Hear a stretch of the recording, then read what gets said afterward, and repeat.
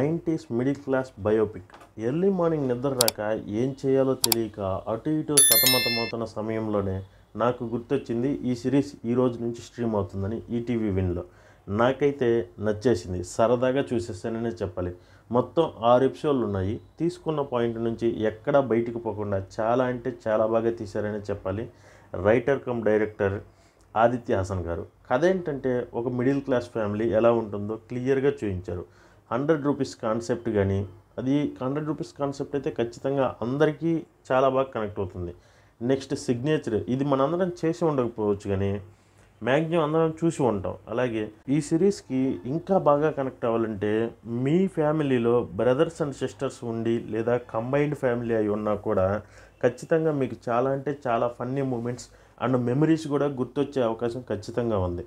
అలాగే upma, fair and cream and ఫైనల్గా మనం ఏమైనా కొత్తవి చిన్నప్పుడు కొనిచ్చినప్పుడు మనం పడే ఆనందం, అవి చెప్పులైనా బట్టలైనా ఏవైనా.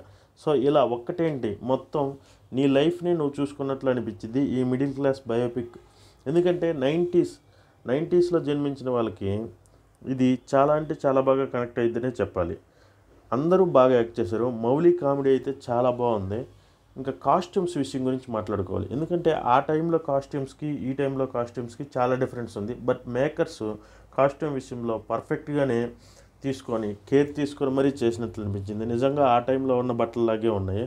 సో వీకెండ్కి మంచి సిరీస్ ఏదైనా సజెస్ట్ చేయమని నన్ను అడిగితే ఈ వీకెండ్ అయితే ఖచ్చితంగా ఈటీవీ విన్లో స్ట్రీమ్ అవుతున్న 90s మిడిల్ క్లాస్ బయోపిక్కే ఖచ్చితంగా నేనైతే షేర్ చేస్తాననే చెప్పాలి. శివాజీ గారి నటన అండ్ వాస్కి గారి నటన, వాళ్ళిద్దరి మధ్య ఫ్యామిలీ బాండింగ్ అయితే నిజంగా మన పక్కింటి ఫ్యామిలీ ఉన్నట్టే ఉంటుంది.